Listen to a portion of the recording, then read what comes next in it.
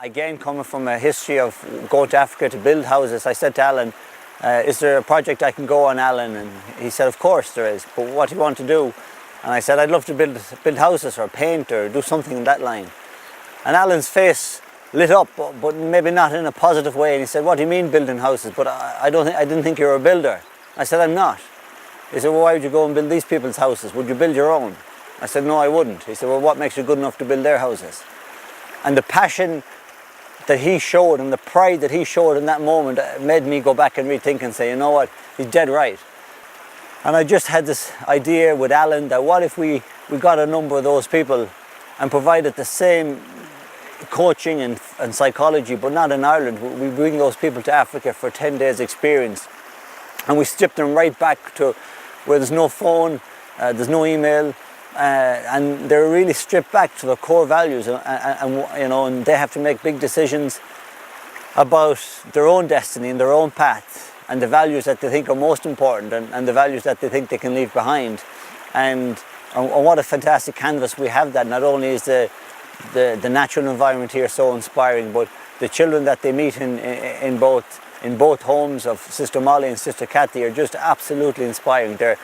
We've described them to previous trips as they're like lights, and when that light shines on you, you have no option but to be illuminated. So the what is important, and slightly more important is the how. And I believe, and it's only my belief, is the most important is the why. Why do I exist in the first place? What is it that I have that I can do specially? What's my purpose to get up? What's the purpose of this marriage? What's the purpose of this company? What is it that we want to achieve? Why do we exist at all?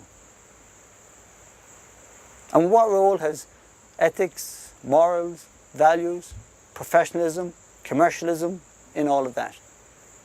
And which ones outweigh the other? How powerful is a guy that won't step back from his values?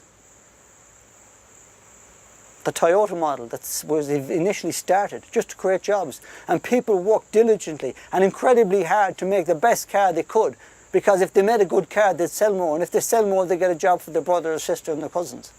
Family, friendships, work, spirituality, physical and mental health. How much time do I put into these? And not just how much time do I put in, but the quality of the time. So if I'm with somebody for a half an hour, am I totally there? Am I checking my phone every 5 minutes? Am I looking around me? Am I actually listening to what they're saying, or am I not? And the word impossible, write it down, it means I'm possible. Don't tell me what's possible, what's not possible. I think the Discovery Programme is a chance to take time out from everyday life. We don't get any time at all with family and work and travel and TV to just sit and think about things, and it's too easy just to carry on without, I suppose, noticing what's going on around you. I suppose from my experience it has opened up a realisation of a world that I always knew that was there but never had an opportunity to see, and more importantly it's given me an opportunity to see what goes on here. It's an opportunity that not many people get in their lives. It's an opportunity to take a step back from your busy life. It's just go, go, go. Everyone's in the same boat. It's an opportunity to step back and take a real good, hard look at who you are, where you are, and really delve really deep and understand what's important to you right now. There's too many things going on at home grabbing for your attention that you haven't even time to talk to yourself. So here's an ideal opportunity, because you're totally focused on just being here in the moment. Nothing interrupts you. Nothing interrupts it, and you actually give yourself the headspace then to be open to hear something. It's about taking you out of your comfort zone, taking you somewhere you've never been before, putting you into a challenging situation. Coming face to face with poverty, but seeing the happiness that's on the other side as well. And each of those workshops meant a different thing to different people.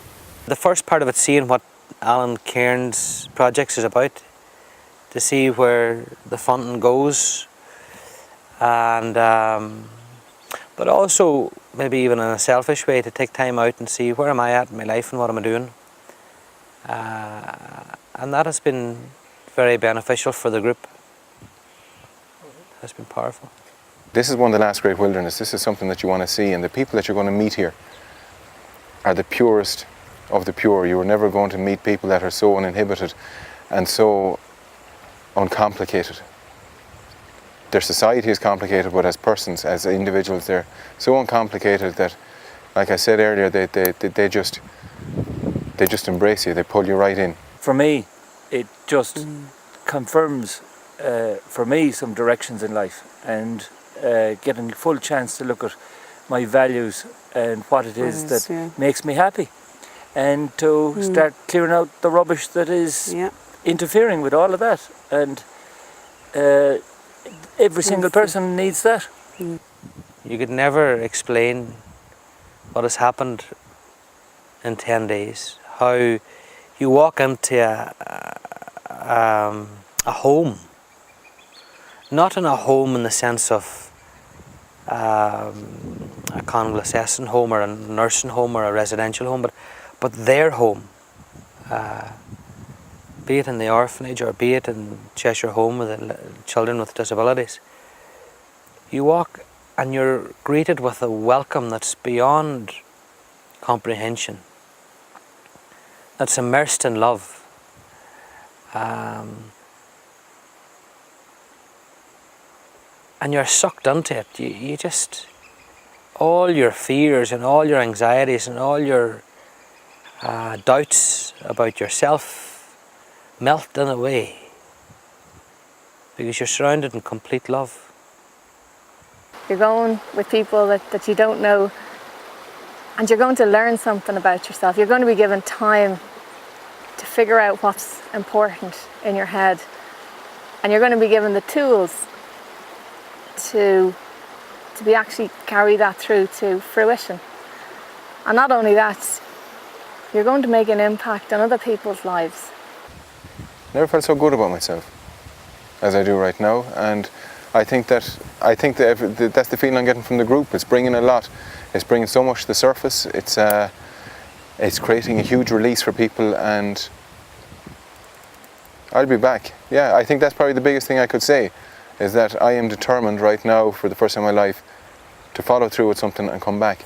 That's the biggest thing we want with this Discovery Programme, that it has to be mutually beneficial for the people, not only that come here, but for the kids that we visit, and then when we leave, that they're left with something special.